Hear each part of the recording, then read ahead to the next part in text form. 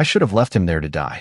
The thought still comes back to me sometimes, quiet and sharp, like the cold that night, the kind that slips through your coat no matter how tightly you wrap it around yourself. The storm had started just after 9, heavy snow swallowing the road mile by mile, turning familiar streets into something unrecognizable, something dangerous. I remember gripping the steering wheel of my old Honda, knuckles pale, heater barely working, the windshield wipers fighting a losing battle against the white blur ahead. In the back seat, my son, Noah, was asleep, his small breaths fogging the window beside him, his tiny boots still dusted with snow from daycare pickup. I kept glancing at him in the rearview mirror, counting those breaths like they were the only thing keeping me grounded. I was 28, a single mom with a gas tank barely above empty, driving through a storm that every warning on the radio had told me to avoid. But life doesn't pause for weather, not when rent is due and shifts run late, and there's no one else to call. The road dipped just past mile marker 42, a stretch I knew well, but that night it felt like driving into nothing. That's when the engine sputtered. Once, twice, then silence. The car rolled forward another few yards before stopping completely, tires crunching softly into untouched snow. No, no, no, I whispered, turning the key again and again, each time the sound weaker than the last until there was nothing but the wind howling outside. My phone had 1 bar. The nearest town was at least 5 miles back, and the temperature had already dropped below 15 degrees.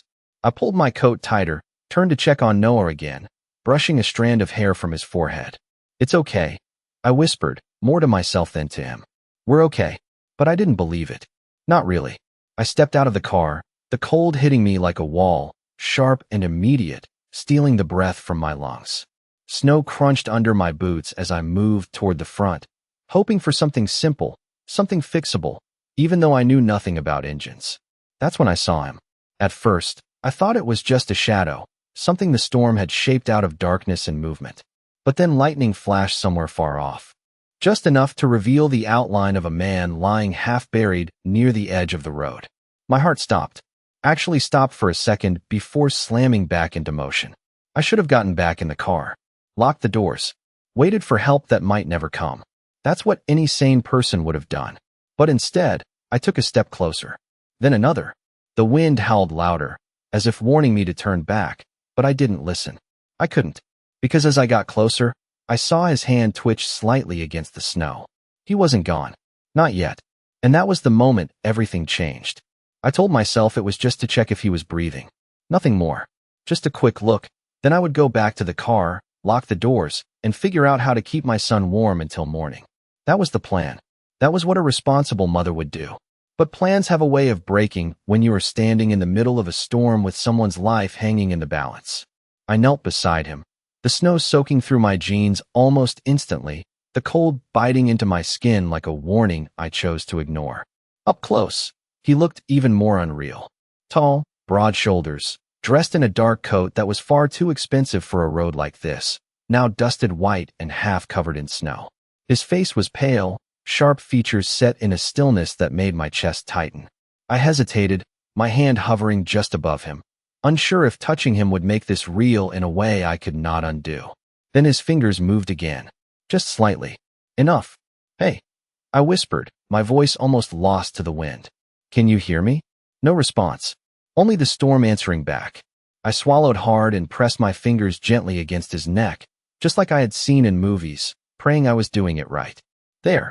Faint. Slow. But there. Relief hit me so suddenly it almost made me dizzy. He was alive. Barely, but alive. I looked back toward my car, the headlights dim against the swirling snow, Noah still inside, still sleeping, completely unaware of how quickly everything could change. I had seconds to decide, maybe less. If I stayed out here too long, I would lose feeling in my hands.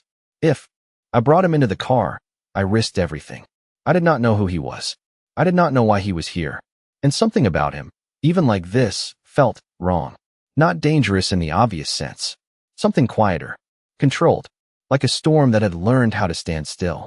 I cannot do this, I whispered, shaking my head as I pushed myself up to my feet. I cannot. My body turned toward the car before my mind could catch up. One step, then another. The snow swallowed my footprints almost as soon as I made them. I reached the door, my hand gripping the handle, ready to pull it open and leave him behind like logic demanded. That is when I heard it. A breath. Not the wind. Not the storm. Him. A low, strained sound that did not belong to the silence. I froze, closed my eyes, and for a moment, I hated him for making this harder than it needed to be. For not being just a shadow, just a mistake, just something I could walk away from. You are going to ruin everything, I murmured under my breath, more to myself than to him.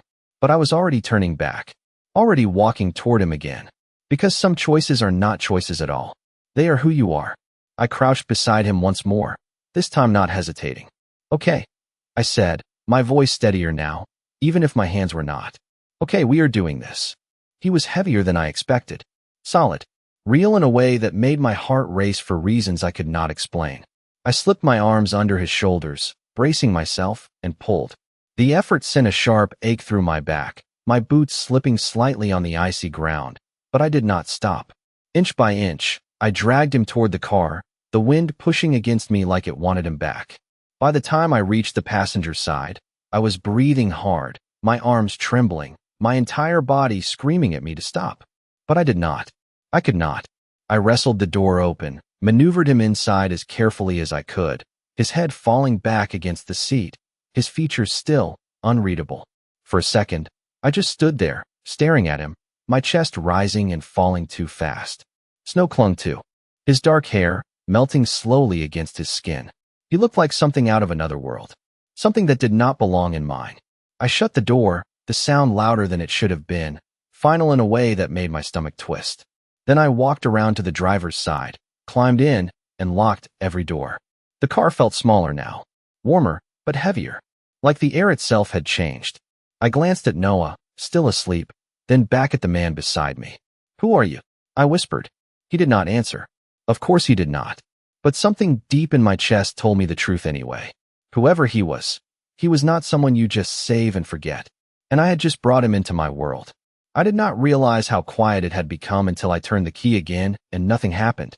No engine, no sound, just the faint hum of the wind outside and the soft, steady breathing of my son in the back seat. The heater was already fading, the warm air thinning into something weak and unreliable. I wrapped my hands tighter around the steering wheel, staring at the dashboard like it might suddenly decide to save me. It did not. Okay, I whispered, forcing the word out slowly. Think. My breath came out in visible clouds now, curling in front of my face. The temperature inside the car was dropping fast. Too fast. I reached back, pulling the spare blanket from the back seat and tucking it more securely around Noah, making sure his little hands were covered, his face still warm. He stirred slightly, but did not wake. Thank God. I could not explain any of this to him. Not tonight. Not ever, if I could help it. When I turned back, the man beside me had not moved. Not really. But something about him felt different now. Less like an object. More like a presence. I hesitated, then reached out, brushing snow from his coat, my fingers lingering for just a second longer than necessary. His skin was cold. Too cold. If I left him like this, he would not last the night. The thought settled in my chest like a weight I could not ignore. Hey, I said again, a little louder this time. You need to wake up. Nothing. I swallowed and leaned closer, my voice dropping. Listen to me. I cannot carry you any farther. You have to help me. For a moment, I thought it was pointless, that I was talking to someone who was already too far gone to hear me. Then his eyelids twitched. Just slightly. My breath caught. That is it, I whispered quickly. Come on. Stay with me. His brow tightened, like the effort itself was costing him something. And then slowly, painfully, his eyes opened. Dark. That was the first thing I noticed. Not just the color, but the way they looked at me. Focused. Aware in a way that did not match the rest of him. I froze. Completely. Because that was not the look of someone confused or afraid or even grateful.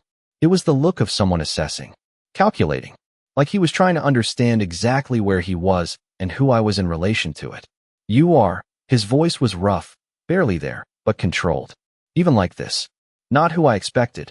The words sent a chill through me that had nothing to do with the cold. Yeah, I said quickly, pulling back just a little. Well, I was not expecting you either. He did not respond right away. His gaze shifted, scanning the inside of the car, lingering for a fraction of a second on the back seat where Noah slept, then returning to me. That small movement made my chest tighten, protective instinct rising fast and sharp. "You are safe?" I added, more firmly this time. "At least for now. But we cannot stay here. The car is dead. We need to move." His eyes stayed on mine, unblinking. Too steady. Too calm for someone in his condition. "Where?" he asked quietly. A simple question. But the way he said it felt like something else entirely.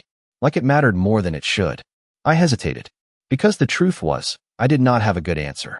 Just a small apartment 10 miles away. Barely enough space for me and my son. Definitely not meant for someone like him. Someone who did not belong in a place like that. "My place," I said finally, the words leaving my mouth before I could take them back.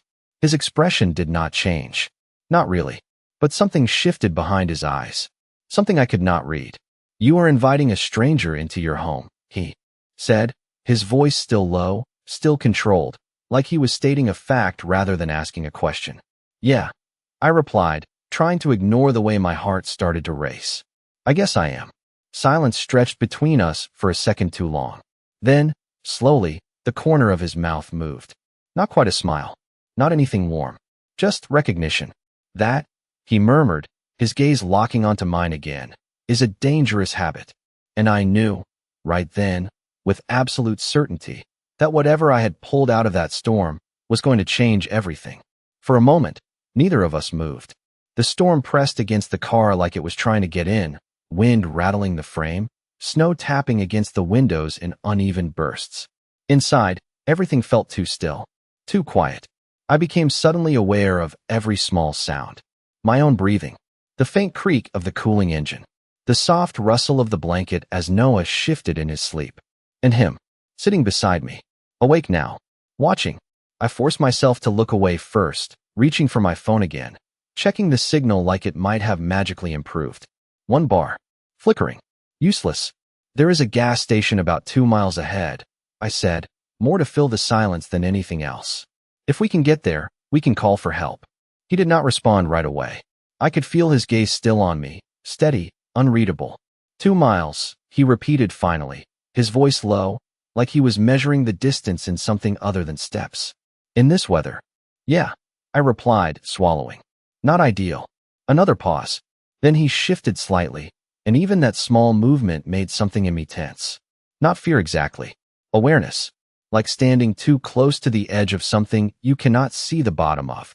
"You should stay with the child," he said. "I will go." The words came out calm. Certain. Like it was already decided. I shook my head immediately. "No. You can barely sit up. There is no way you are walking 2 miles in this." His eyes flickered, just slightly, like I had said something interesting. "You underestimate me." "No," I said, firmer now. "I am being realistic." The silence that followed felt heavier than before. Then, slowly, he leaned his head back against the seat, closing his eyes for just a second. Not in defeat, more like recalculating. When he opened them again, they went straight to the rearview mirror. To Noah, still sleeping, still unaware. "Your son," he said quietly. "How old?" 5. I answered, instinctively softening my voice. "His name is Noah." Something in his expression shifted at that. Subtle, almost invisible, but it was there.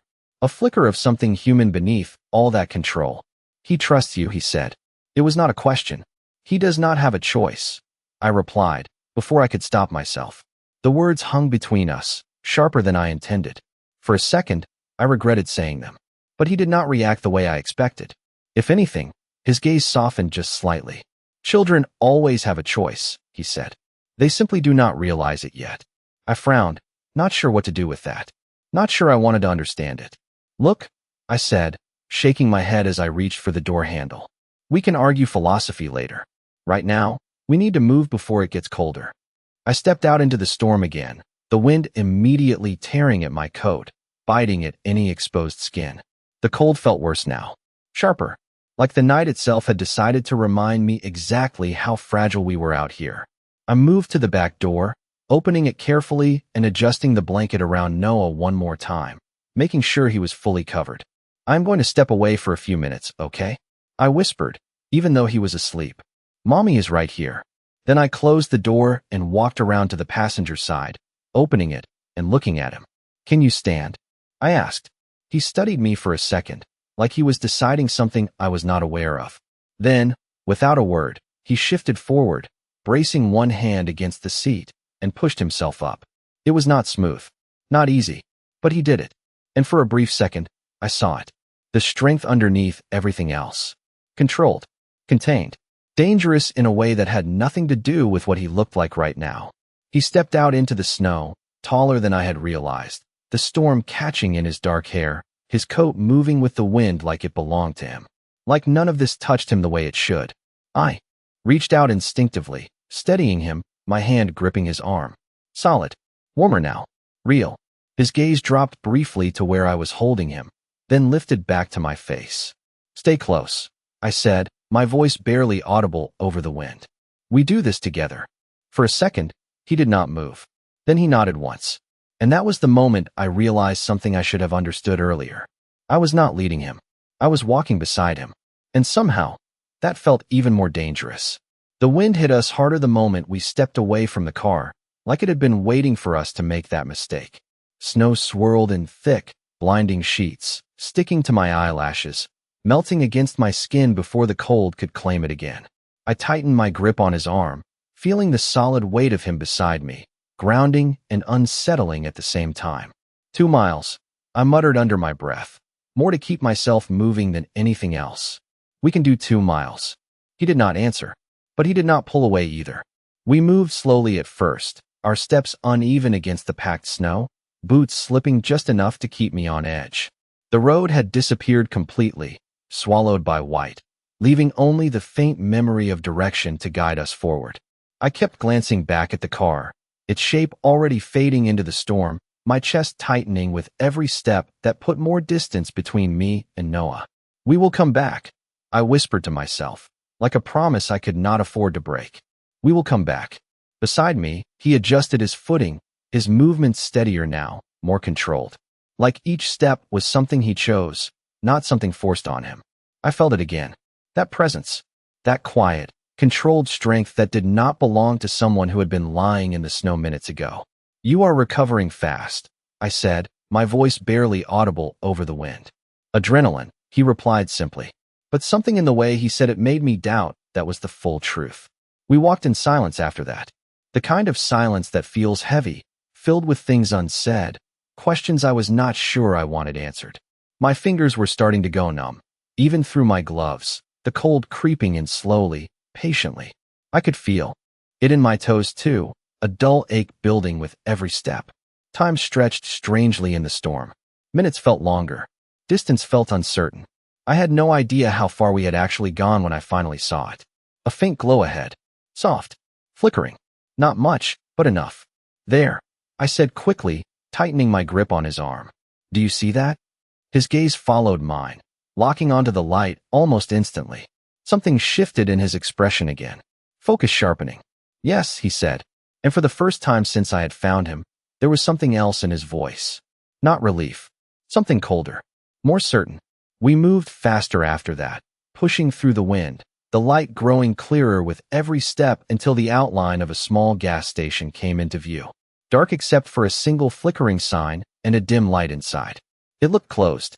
Of course it was closed. But it was shelter. It was something. I let out a breath I did not realize I had been holding. We made it, I said, the words slipping out before I could stop them. But he did not respond. I glanced at him, frowning slightly, and that is when I noticed it. His posture had changed. Subtly, but enough. Straighter. More alert. Like something inside him had fully awakened. His eyes were no longer scanning aimlessly. They were tracking, measuring, taking everything in with a precision that made my stomach tighten. What is it? I asked quietly. He did not look at me. Not immediately. His gaze stayed fixed on the building, on the shadows around it, on things I could not see. Then, slowly, he turned his head toward me. Stay close to me, he said. The words were calm, controlled, but underneath them, there was something else. Something that made every instinct I had flared to life at once. Why? I asked, my voice lower now, matching his tone without meaning to. For a second, he held my gaze. Then his eyes flicked back toward the gas station. Because, he said quietly, we are not alone. And just like that, The warmth of relief I had felt seconds ago vanished completely, replaced by something colder, sharper, and infinitely more dangerous than the storm itself.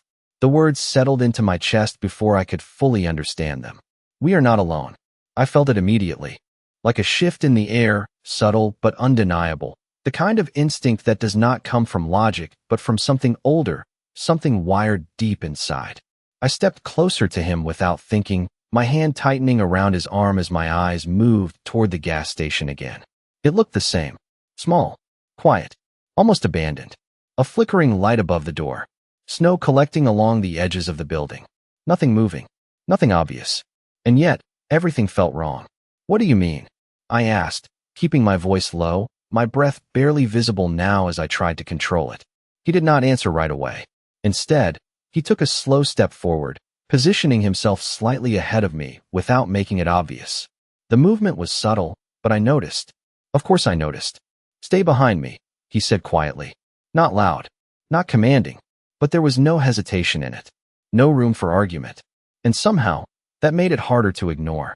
I am not leaving you, I replied, just as quietly. His head tilted slightly, like he found that interesting, but he did not argue. We moved closer to the building, each step slower than the last, the snow crunching under our boots sounding louder now, sharper against the silence. My heart was beating too fast, every sense on edge, searching for something I could not yet see. Then I noticed it. The door, slightly open, just enough for the wind to catch it, nudging it back and forth in small, uneven movements. A soft creak followed each shift, barely audible over the storm. That is not normal, I whispered. No, he agreed. His voice had changed again. Colder now. More focused. We stopped a few feet from the entrance, the dim light above us flickering again, casting brief shadows that stretched and disappeared across the snow. I could feel the heat from inside, faint but real, brushing against the cold air around us. Shelter. Warmth. Exactly what we needed.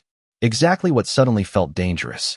We can just call out, I said, though the suggestion sounded weak even to me. See if anyone is inside. He turned his head slightly, his eyes meeting mine for just a second. There was something in them I had not seen before. Not fear. Not concern. Calculation. If someone is inside, he said quietly, they already know we are here. The words sent a chill through me that had nothing to do with the temperature. I swallowed hard, forcing myself to look back at the door. The gap seemed wider now. Darker. Like it was waiting. Then what do we do? I asked. This time, he did not hesitate. We go in, he said. But we do it my way. Before I could respond, he reached for the door, his movements controlled, precise, like he had done this 100 times before. He pushed it open slowly, the creak louder now, stretching into the quiet space beyond. Warm air spilled out, carrying the faint smell of coffee and something else I could not quite place. The inside looked empty at first glance. A small counter, shelves lined with snacks, a humming refrigerator unit in the corner. Normal. Too normal. Stay close, he repeated, stepping inside. I followed, my boots crossing the threshold, the warmth hitting my skin like a shock after the cold. But the relief did not come. Not the way I expected. Because even as the door closed behind us, sealing out the storm, I felt it again. That same shift in the air. He stopped suddenly, his body going still in a way that made my breath catch. I almost ran into him. What is it? I whispered. He did not look at me. His gaze was fixed ahead, toward the back of the store, where the shadows seemed just a little too deep, just a little too still. Then, very quietly, he spoke. Do not say anything. My heart slammed hard against my ribs as I followed his line of sight, my eyes adjusting to the dim light. And that is when I saw it. Not clearly, not fully, just enough. A shape, a movement, something that should not have been there. And in that moment, I understood one thing with absolute certainty. The storm had not been the most dangerous part of this night. I did not breathe. Not fully. Not properly. My lungs felt tight, like the air inside the gas station had thickened into something heavier than it should have been. I kept my eyes fixed in the same direction as his, trying to make sense of what I was seeing without moving, without drawing attention to us. At first, it was nothing. Just shadows stretching along the back wall, distorted by the flickering overhead light. But then it shifted. Slight. Controlled. not the random movement of something loose or forgotten. Something deliberate.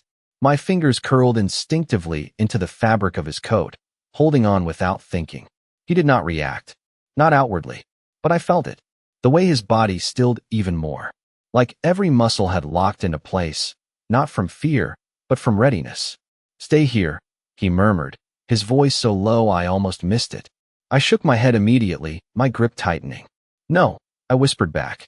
"I am not letting you walk toward that alone." His gaze flicked to me for just a second. There was something unreadable in it. Something that felt like both warning and approval at the same time. Then he turned back. "Then do not move unless I tell you to." Before I could respond, he stepped forward. Slow. Measured. Every step placed with intention, like he knew exactly where the floor might betray him. I followed, staying close, my boots making the softest sound against the worn tile. The warmth inside the building felt wrong now. Suffocating. Like it was hiding something instead of offering comfort. We moved past the first aisle, shelves stocked with snacks and drinks that suddenly looked untouched, too perfect for a place this isolated. The humming from the refrigerator unit grew louder as we approached the back. And then I saw it more clearly. A figure, partially hidden behind the counter near the storage door. Not moving much. Just enough to confirm it was not my imagination. My heart slammed hard against my ribs, my mind racing through possibilities I did not want to finish. "Hello," I called out before I could stop myself, my voice echoing slightly in the empty space. The reaction was immediate.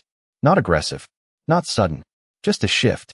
The figure straightened slowly, stepping into the dim light. A man, older, maybe in his 50s, his hands visible, empty, his expression cautious, but not hostile. Relief hit me so fast, it almost made my knees weak. "Oh my God," I exhaled, my shoulders dropping slightly. "We thought." I stopped myself, the words catching as I glanced at Luca. He had not relaxed. Not even a little. His posture remained exactly the same. Controlled. Focused. Watching. The man behind the counter gave a small, uncertain smile. "Storm came in fast," he said, his voice steady but measured. "Been trying to keep the place running. Power keeps flickering." I nodded quickly, stepping forward just a little. "Our car broke down about 2 miles back. We just need to use a phone. Or somewhere warm for a bit." The man's eyes shifted past me for a fraction of a second, landing on Luca. And that was when something changed. It was subtle, almost invisible, but I saw it. The way his expression tightened. The way his shoulders adjusted, just slightly. Like recognition. Like he knew something I did not. I felt it immediately. That same instinct from before, sharp and unrelenting. Something was not right. Beside me, Luca finally moved again. Just a step forward. Enough to place himself slightly ahead of me once more. A silent barrier. His voice, when he spoke, was calm. Too calm. "We will not be staying long," he said. Not a request. Not quite a statement either. Something in between. The man nodded, but his eyes did not leave Luca's face. "Of course," he replied. "Stay as long as you need." The words sounded normal. Polite. But the space between them felt wrong. Too careful. Too aware. I swallowed, my gaze shifting between the two of them, trying to understand what I was missing, what they seemed to already know. And then Luca spoke again, quieter this time, just enough for me to hear. "Emily," he said, without looking at me. "Stand behind me." My heart skipped, because I had never told him my name. The world seemed to narrow to a single point. My name. In his voice. Calm. Certain. Like it had always been his to say. I felt it in my chest before my mind could catch up, a sharp, disorienting jolt that made everything else fade for a second. I had never told him. Not in the car. Not on the road. Not once. And yet he said it like it belonged to him. "How do you?" I started, my voice barely a whisper, but he did not let me finish. "Behind me," he repeated, quieter this time, but there was something in it that stopped me completely. Not fear. Not exactly. Something deeper. Instinct.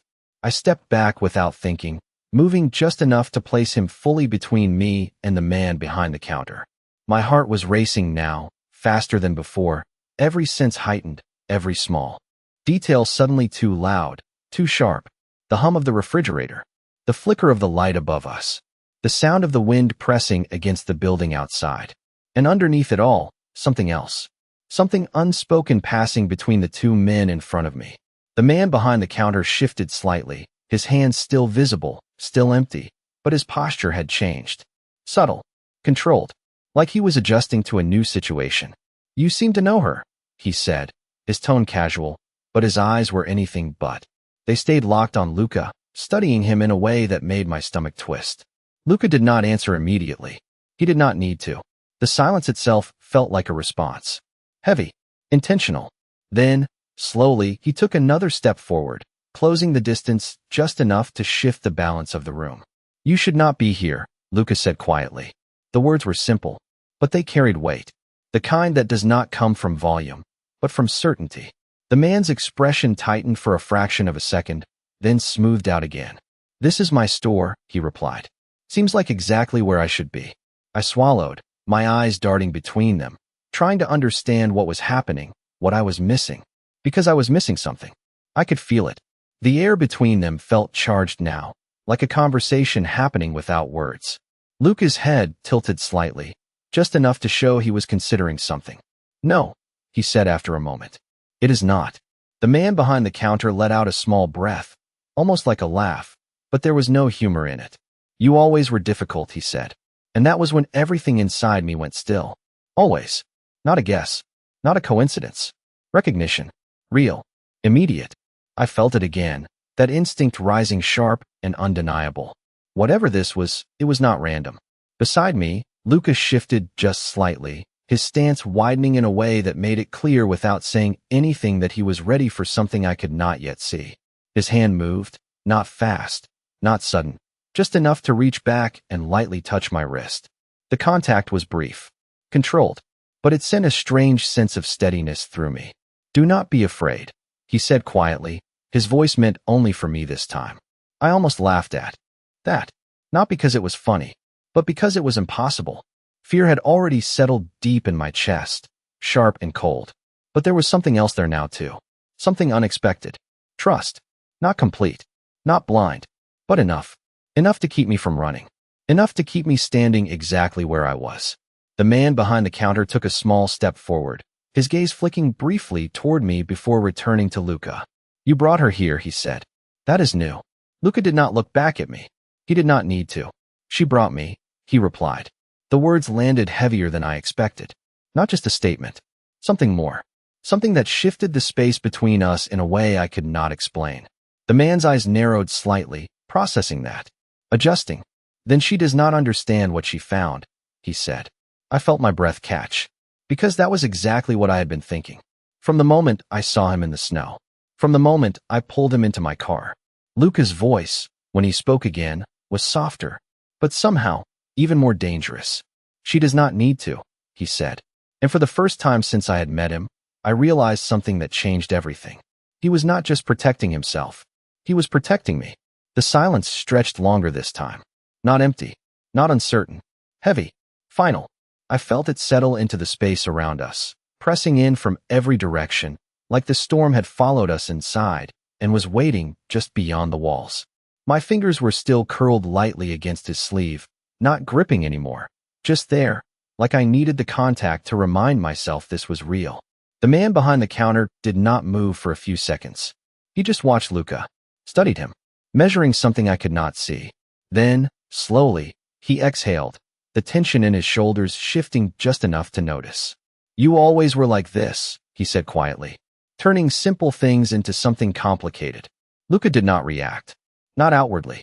His posture remained the same, steady, controlled, like the center of the room had somehow shifted to him without effort. "And you always misunderstood what was simple," he replied. Calm, even, but there was something underneath it. Something that made the air feel thinner. The man's gaze flicked toward me again, longer this time. His eyes narrowing just slightly. Not threatening. Not yet. But aware. Too aware. "She is not part of this," he said. "She should not be here." My heart skipped. Because for the first time, I realized he was not talking to me. He was talking about me. Like I was already outside the situation. Like I did not belong in it. Luca's voice came softer this time. But sharper. "She is here because of me," he said. "So she stays." The words landed heavier than anything else that had been said. Not loud. Not forceful. But absolute. I felt something shift in my chest again. That strange, unfamiliar sense of being chosen. Not owned. Not controlled. Something else. Something I did not have a name for yet. The man behind the counter held his gaze for another second, then gave a small nod. Not agreement. Not surrender. Just acknowledgement. Then this ends quickly, he said. For her sake. I did not understand what that meant. Not fully, but I felt the change immediately. The tension in the room did not disappear. It changed direction, like a current shifting beneath the surface. Luca's hand moved again, briefly brushing against my wrist, grounding me in place. Stay exactly where you are, he said quietly. This time, I did not argue. I did not question it. I simply nodded, even though he was not looking at me, because something inside me understood. This was not my moment to act. This was my moment to trust. The man stepped back slightly, his hands still visible, still empty, but his posture more open now, less guarded. The air felt different. Not safe, but no longer on the edge of something breaking. Luca took one step forward, closing the distance just enough to shift the balance again. His gaze remained locked on the man, unwavering. You will forget you saw us, he said. Not a threat, not a demand, a statement. The man studied him for a long second, then gave another small nod. And you will not return, he replied. Luca paused, just for a fraction of a second. Then, slowly he inclined his head. Not agreement, not refusal, something in between, something only they understood. The moment stretched, then settled. And just like that, whatever had been building between them dissolved into something quieter, controlled, finished. Luca turned slightly, his body angling back toward me, his presence shifting again, no longer focused outward, but inward, toward us. We are leaving, he said. Simple. Final. I exhaled a breath I did not realize I had been holding, my body loosening just slightly as the tension began to drain away. But not completely. Not yet. Because as we moved toward the door, as the cold air from outside slipped back in through the opening, I felt it again. That awareness. That certainty. This was not over. Not really. I glanced back once, just for a second. The man was still standing behind the counter, watching us. Not with hostility. Not with relief. With something else. Something that felt like understanding. Like he knew exactly what I had stepped into. I turned back quickly, stepping out into the storm beside Luca, the cold biting at my skin again, sharper now after the warmth inside. For a few steps, neither of us spoke. The wind filled the silence, loud and relentless. Then, finally, I looked at him. Really looked at him. At the man I had pulled from the snow. The man who knew my name before I gave it. The man who had just changed the air in a room without raising his voice. You are not just some stranger, I said quietly. It was not a question. He did not answer right away. His gaze stayed forward, fixed on the path ahead, the storm parting around him like it had decided not to fight him anymore. Then, after a moment, he spoke. No, he said simply. I swallowed, my heart steadying in a way that felt unfamiliar. Then what are you? This time, he looked at me. And for the first time since that night began, there was something in his eyes that was not control, not calculation, something quieter, something real. The reason, he said softly, that you will never be alone in a storm again. And I realized, standing there in the freezing dark, that saving him had not been the moment everything changed. It had been the moment everything began.